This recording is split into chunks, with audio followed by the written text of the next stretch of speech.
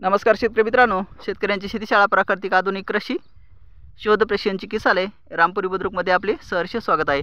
आज आपण आहोत गोपाळरावच्या हळदीच्या प्लॉटवर आणि त्यांची हळद लावून किती दिवस झाले?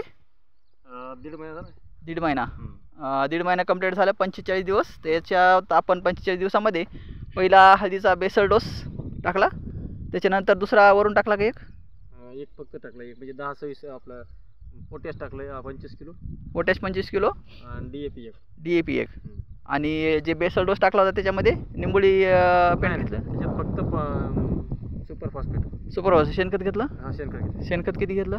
शेणखत एक ट्रॉली शेणखत आणि सुपर फॉस्फेट। ठीक आहे। दुसऱ्या याला तुम्ही DAP घेतलं, चांगलं केलं आणि एकदम आता एक ड्रेंचिंग झाली, ग्रीन एनर्जी आहे प्लॉटवर। हां, एक ड्रेंचिंग झाली आपली ह्युमस आणि बायोपॉवरची, आणि स्प्रे शेड्यूल पण आहे शेतीशाळेचं आणि ड्रेंचिंग पण शेतीशाळेचं आहे। खूप छान प्लॉट आहे, ग्रीन एनर्जी भरपूर आहे, काही अडचण नाही, खूप छान।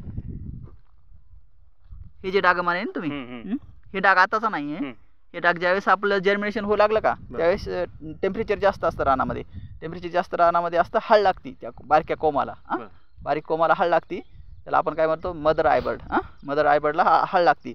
हळ लागल्यामुळं काय होतं, ते जे कोंब आहे आपला ते कोंबच कुठंतरी डॅमेज होतो। मग ते कोंब डॅमेज झालेला तुमचं मोठं पान झाल्यानंतर हे जास्त दिसायला लागतं। बाकी काय नाही। हे जे पान आहे हे किडा, हे अशी किडे आहेत ते पानावर जास्त, हे मित्र किड आहे, त्याचं काय अडचण नाही।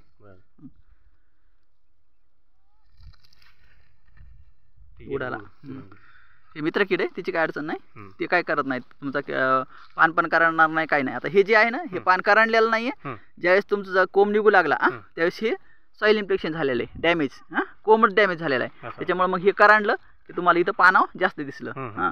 आणि इथं पानावर जास्त दिसल्यामुळे काय झालं की वर न्यूट्रिशन पोहोचती होईना, म्हणून हे गुड्या पडलेल्या दिसत आहेत पानावर। हे पण इथं गुड्या पडलेल्या दिसत आहेत, हे व्हायरस नाही।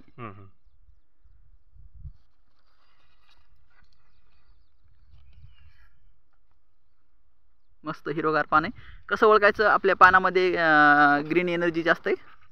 इकडे बघा, हे जे शिरा आहेत ना, हे हिरव्यागार शिरा दिसतात। या जरी समजा पिवळं पान असलं, आता हे पान पिवळं दिसतंय मला, पण याचे जे शिरा आहेत या पूर्ण हिरव्यागार आहेत, म्हणजे क्लोरोफिलची प्रक्रिया फास्ट व्हायला लागली इकडं पानात, आणि तीच क्लोरोफिलची प्रक्रिया इथं पसरत असते पानामध्ये दुसऱ्या, आणि त्याच्यावर पसरली की तेच न्यूट्रिशन परत सूर्यप्रकाशामध्ये फोटोसिंथेसिस होऊन, म्हणजे प्रकाश संश्लेषण प्रक्रिया होऊन तेच न्यूट्रिशन मुळाकडे जातं, आणि मुळाकडे जाऊन परत ते शेंड्याकडे येतं, म्हणजे ज्या भागाला पाहिजे त्या भागात तिथं फुटवा चालू झाला, ज्या भागाला पाहिजे त्या भागाला ते पोषित केलं जातं। हे पहा, फुटवा यायला लागलाय, आणि फुटवा येऊस्त्रोक कृपया कोणी माती चढू नका, ही विनंती।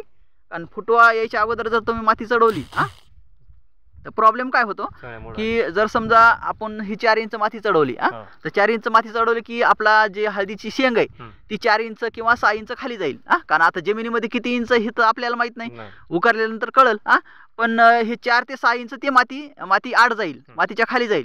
मग मातीच्या आड जर शेंग गेली तर त्याला फुटवा निघण्यासाठी काय आवश्यक असतं? टेम्परेचर आवश्यक असतं, टेम्परेचर आवश्यक असतं। तर मेंटेन टेम्परेचर समजा आपल्याला सूर्याकडून जर सूर्यप्रकाश कमी, ढगाळ वातावरण असतं ह्या दिवसामध्ये, मग सूर्यप्रकाश जर आपल्याला नाही मिळाला तर काय होतं की मग याला टेम्परेचर मिळत नाही त्या कंदाला, मग कंदाला टेम्परेचर नाही मिळालं की इथून फुटवा जनरेट होत नाही फुटवा, कारण जेवढी आपण याच्यावर माती चढितो तेवढं शेंग खाली जाईल, आणि जेवढी शेंग खाली जाईल तेवढं रानामध्ये तर ओलं आहे, मग ते गार राहील, मग रान जर गार राहिलं तर सूर्यप्रकाश चांगलं जर ऊन नाही पडलं तर ही माती तापणार नाही, माती जर नाही तापली तर त्याला ऊब मिळणार नाही, ऊब जर नाही मिळाली तर नवनिर्माण